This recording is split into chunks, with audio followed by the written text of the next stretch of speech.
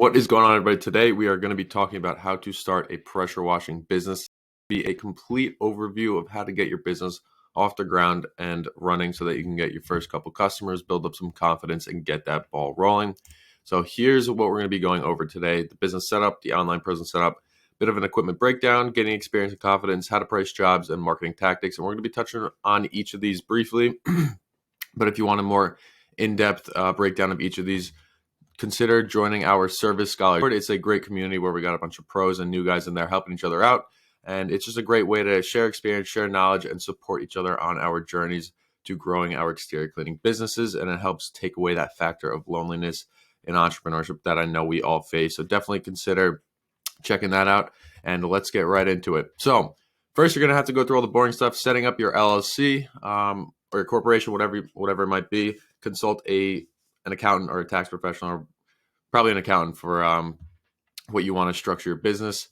So you could do this with LegalZoom, InkFile, Rocket Lawyer, any of these online services. Make it super easy. Pay a few $100, and then they'll get you your EIN or your tax ID number. Once you get your EIN, then you can go ahead and get a business bank account. You can go local or online. We use our local Chase branch here, and Chase banking is great. We love it. But you could also go with any of the online options.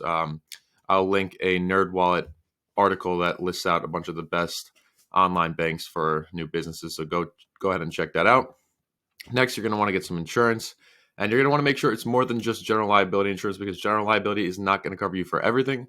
So make sure you are fully covered. Just adjusting my camera here. Make sure you are fully covered with your insurance, and I'd recommend checking out Joseph D. Walters. They're the insurance agency that we use, and they specialize in packages for pressure washing businesses, and they really know what they're talking about, and they got some great rates. So definitely check them out. I'm not affiliated with them in any other way other than we use them for our business, and they are going through a name change right now, but if you look them up, they will still come up on Google. So check that out.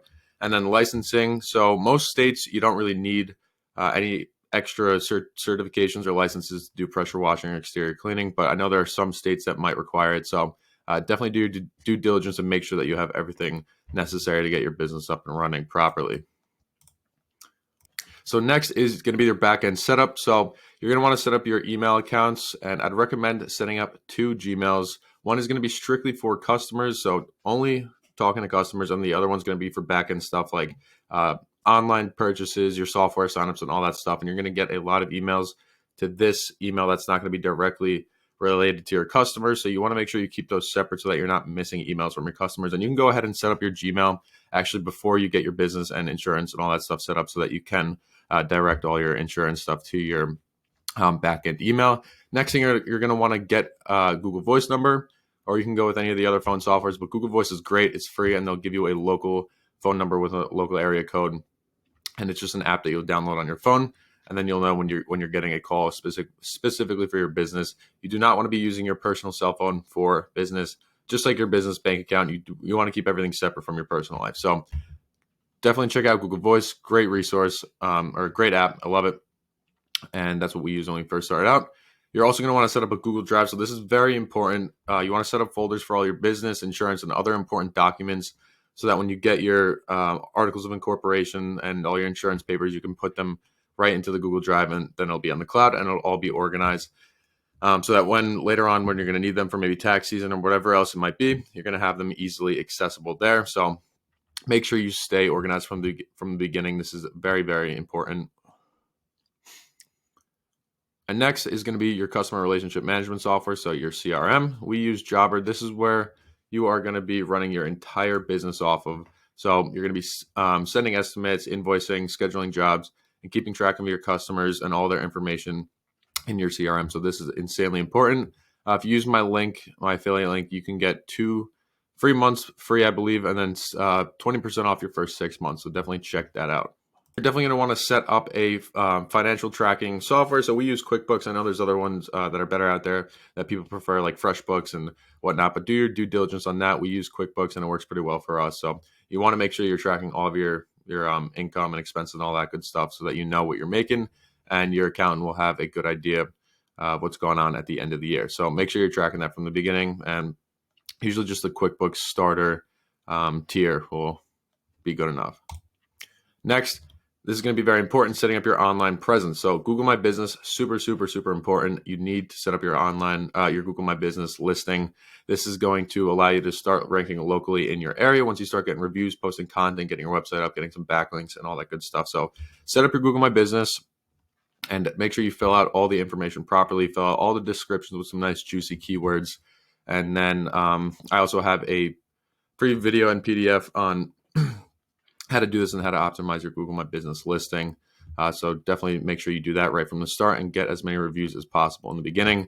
Social medias, Facebook, Instagram, YouTube, TikTok. You might not be active on all of these, but they're good to set up and make sure all the information is consistent on all of them so that they could serve as backlinks for Google to verify that your business is legitimate, so that you can start climbing those ranks in the local rankings. Next, you're going to want to set up your website. So Squarespace, WordPress, and Webflow is what the pros recommend. Our website guys, this is what they recommend for new guys if they're going to build it out themselves. Don't use Wix or GoDaddy. Apparently, they do not rank too well on Google. So these are the ones that you're going to want to go with if you're going to build it out yourself. And then back to the backlinks. So here are just some more directories and business listing sites that you could put your business on: Yelp, Yellow Pages, Bing Business, Nextdoor, Thumbtack. And there's also Apple Maps. And I also have a list that'll be linked in the Service Scholars Discord. That'll provide you all the good backlinks that you could set up very easily for your business. And like I said, keep all the business information across all these platforms and directories the same. So your phone number, your email, your hours of operation, your actual business name, keep it consistent across all platforms. And that will help Google validate that your business is legit and not just some scam. And then you will climb the rankings. And that's also very important for your local SEO. So equipment breakdown. This is going to be just a quick overview. I have a PDF as well on all this that many of you may have already seen, but if not, go check that out. It does a little bit more of a deep dive into this. When you're starting, you're going to want at least a 4 gallon per minute machine. So that's GPM. This is the output of water that your machine puts out. The PSI doesn't matter as much as the GPM. So think about washing a house with like a little water gun or a hose. You want more output of water because it's going to make it way quicker to wash a house. So start with at least 4 gallons per minute. And then once you start going up from there and you get closer to 8, that's when you're going to need a buffer tank. So don't worry about that. Start with 4 gallon per minute. This is the Predator 4.2 GPM machine from Harbor Freight. Great machine. We've used them for a while. And we've done also a few commercial projects with them. They're absolute beasts. So if you have a Harbor Freight near you, definitely check it out. And it is probably the most cost-effective 4 gallon per minute machine that you can get. You're also going to want to get some pressure hose, so at least 100 foot of pressure hose, so that you don't have to lug this machine around all your jobs, and that you can do super quickly. Just walk around the house with the hose, wash it, and then be on your way. So make sure you get at least 100 feet. Usually 150 feet is what you'll need to get around most houses. So if you can get 150 feet, then get 150 feet. Sorry. Downstream injectors. So this is the thing that's going to go in between your pressure washer and your pressure hose. And it's what's going to go, this little siphon here, or this tube is going to go into your soap bucket, and it's what's going to pull the soap. So your J-rod, which is this guy right here, and the downstream injector, these work in tandem with each other. So there's 2 soap tips on here and 2 freshwater rinse tips. These go on the front of your gun. So when you have one of the 2 soap tips on, it'll pull soap. The soap will come out of here through this siphon or tube here into your pressure washer and out your hose, and it'll come out of your gun. Spray it on the house, let it sit, let it kill all the algae. And then you put on your freshwater rinse tips, whether it's the first story or the second story one, and then it'll only pull fresh water. And that's the easiest way to go from soap to rinse without having all kinds of crazy technology. And it just makes the whole wash process super simple. So you're going to need a J-rod and you're going to need a downstream injector, but make sure your J-rod is rated for a 4 gallon per minute machine. So nothing too complicated there. Then you're going to want to get your soap bucket, which is, one of these. You're going to want like an enclosed 5 gallon bucket. Usually works the best. Something like this. These are what we use. We started out using those 5 gallon gas canisters, but we got the blue one so we could differentiate our gas from our soap. But if you can get some of these, get some of these. These are great. And I would recommend getting at least 2 to 3 of these, because on bigger projects, you're going to go through soap pretty quick, and you're going to want to have enough soap to get your jobs done. So make sure you get at least 2 to 3 of these, and always have them on hand. Then you're going to want to get some garden hose so that you can connect to your customer's house for water. And Flexilla hose is the best hose that we like and everyone else likes the most. Very durable and doesn't kink a lot. So check out the Flexilla hose. Moving on, foldable gorilla ladder. That is one of these guys. You can get them from Home Depot or Lowe's. Pretty inexpensive and very handy for tough to reach spots. And you can put them pretty much on any car that's got a roof rack, so you don't need a big truck or anything to hold it. So we started out using those. We'd throw them in the back of our Honda CRV, and it worked great. And we used it way more than we would have thought. So definitely get one of these. Next, you're also going to want to get a gas canister.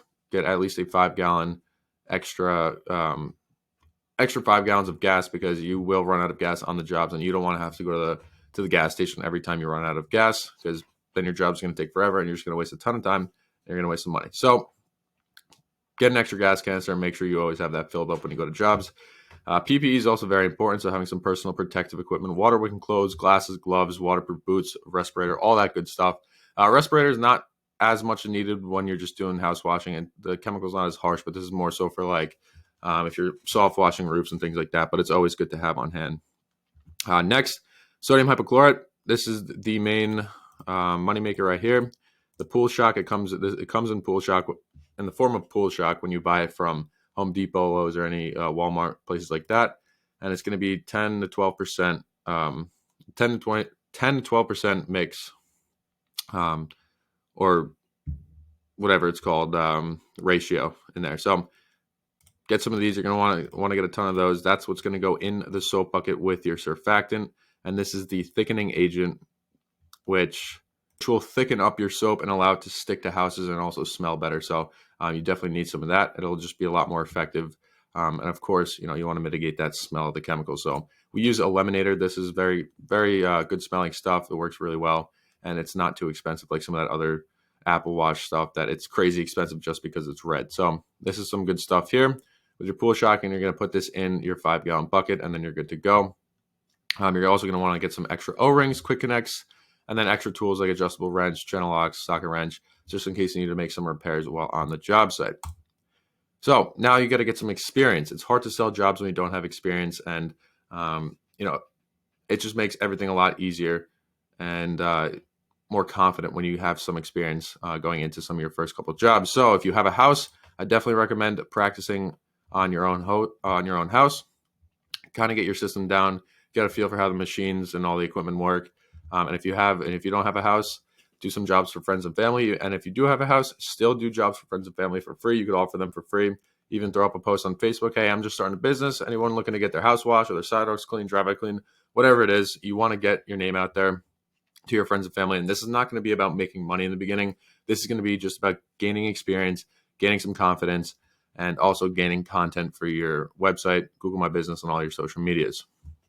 You could also take it a step further and go knock on some doors in your neighborhood. Hey, I'm just looking to start a local pressure washing business. I was wondering if you'd be interested in getting a quote. I'll do your house for you for $150, or I'll do your driveway for $100, whatever it might be. Keep it low. Don't give them a reason to really say no, because you're just starting out. You're trying to get your business off the ground, and most people will be willing to help if you're charging a very fair price.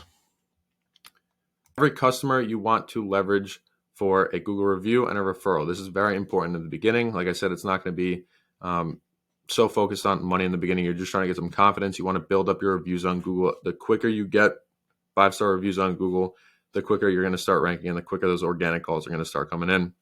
So that's very important.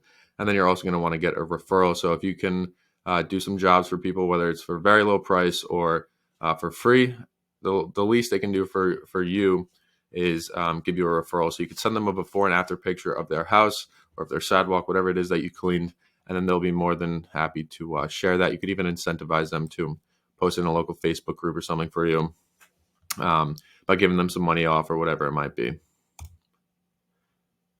So pricing jobs, this is something that people are always wondering about. And of course, it's very important to the business. But in the beginning, you're going to be on the lower side. So don't worry too much about how to price jobs. Just worry about gaining that confidence, getting your experience down so that you can start to understand how long it's going to take you to do something, how tough a job is going to be, and just like your overall process. So once you get that stuff down, this is going to be a lot easier to start pricing jobs. But I listed out the standard parameters here just so that you guys can have a decent idea of what typical house washes go for. So if you're going to be charging by square foot for like a standard vinyl siding house, you're going to be in the range of 18 to 22 cents per square foot.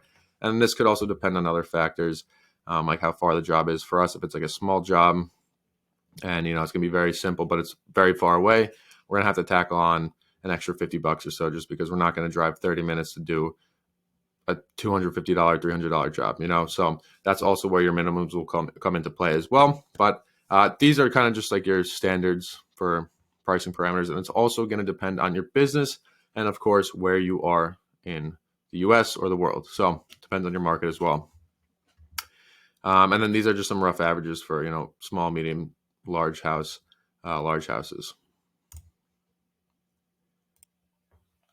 All right, so these are some beginner marketing tactics.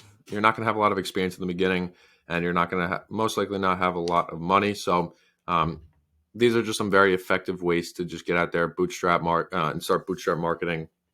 Go to usemarketing.com. I'm not affiliated with them, but we use them to get all of our yard signs. I'd recommend getting at least 100 to 200 yard signs. Keep it simple, one service, your phone number, and maybe the website as well. If you want to put like pressure washing or house washing, whatever it is that you're doing, keep it to one, maybe two services, but keep it simple. Don't start filling the entire yard sign with a bunch of different little services that you offer, because people are driving by quick and they're not going to be able to see that from their cars. So make sure you keep that in mind. Keep it simple. You could also get some door hangers on Fiverr. So you can go on Google, look up pressure washing door hangers. You're going to get a bunch of examples. Find the one that you like, screenshot it, send it to a freelancer on Fiverr, and you can get them done for about usually $20 to $50. And then you can go back and forth with them until they get it right. Send them your logo, some pictures, and your color schemes, and then they'll be able to get you a good door hanger going. You could also go on Vistaprint and make one yourself. And they also have a service where they have one of their designers help you out, so you could try that as well. But either way, once you get a downloadable form of your door hanger, you're going to want to go over to Vistaprint and then order that.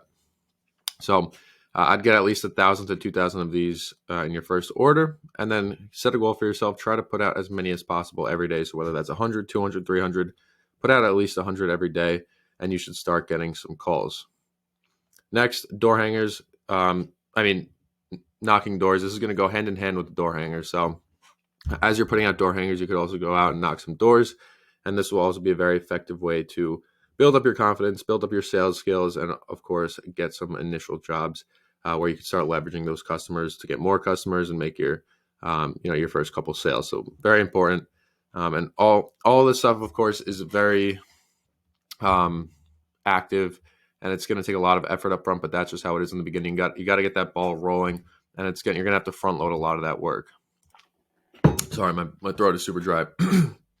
Next, local Facebook groups. Post before and afters in these local Facebook groups. So there's a ton of different local Facebook groups that you can get into, a bunch of community chats, business networking groups, all these things, and you're going to want to get into as many of them as possible. Don't be spammy. Interact with the other people and businesses in these groups.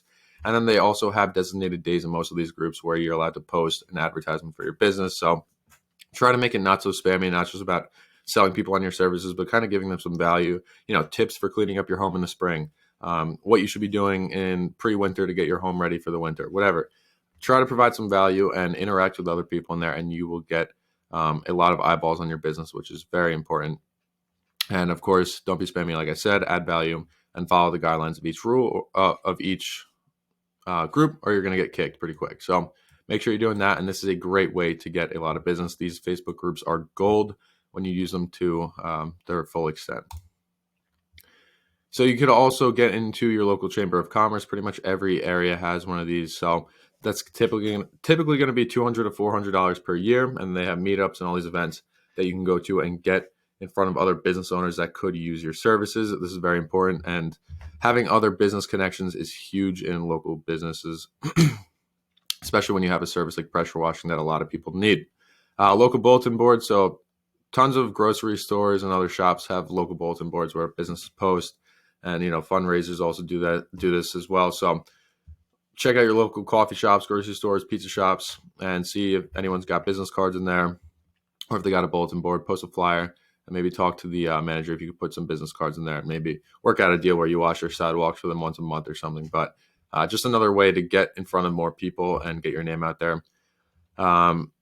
And then you could also post in your personal Facebook group, like I said, when you're posting to your friends, hey, I'm just looking to start a pressure washing business, and then you could link this to your business profile as well.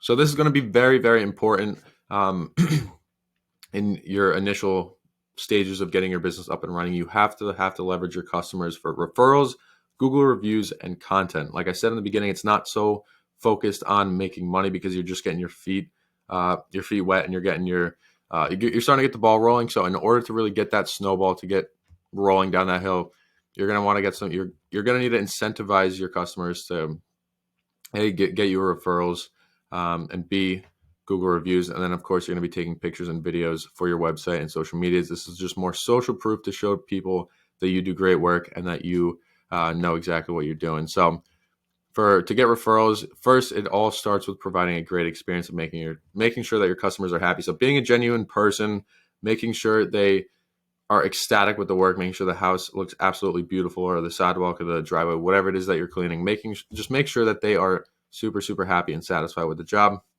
Once that's good, send them a before and after picture of their house and project. This makes it way more likely that they're going to share it with someone or post it on Facebook.